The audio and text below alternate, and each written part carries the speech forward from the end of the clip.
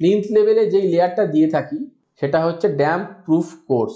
নামেই বলে দিচ্ছে যাতে আমার ড্যাম্প না ছড়ায়।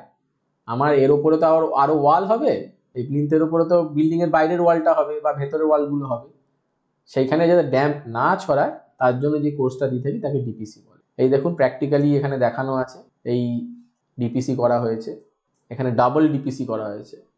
তাতে কি হচ্ছে, আমার বাড়িটা প্রোটেক্টেড থাকবে। এবার ডিপিসি আমরা কি দিয়ে করব? ডিপিসি সাধারণত প্লেইন সিমেন্ট কংক্রিট হয়, মানে এতে কোনো লোহা থাকে না, আরসিসি হয় না। এতে 6 ডাউন বা কোয়ার্টার চিপস দিয়ে আমরা করব 1:1.5:3, ঠিক আছে, 1:1.5:3 রেশিওতে আমরা এটা করব। এটা একটু ভালো কংক্রিট হতে হবে যাতে কিনা জলটাকে আমরা আটকাতে পারি। এতে আপনারা ওয়াটারপ্রুফিং এজেন্টও দিতে পারেন, ল্যাটেক্স বা সেই জাতীয় কিছু। অনেক ক্ষেত্রে এর ওপরে কংক্রিট হয়ে যাওয়ার পরে আলকাতরা দিয়ে দেওয়া হয় যাতে জলটার একটা আলকাতরা মেমব্রেন বা পিচচট দিয়ে দেওয়া হয় যাতে জলটা আমার ওপরের দিকে না ওঠে।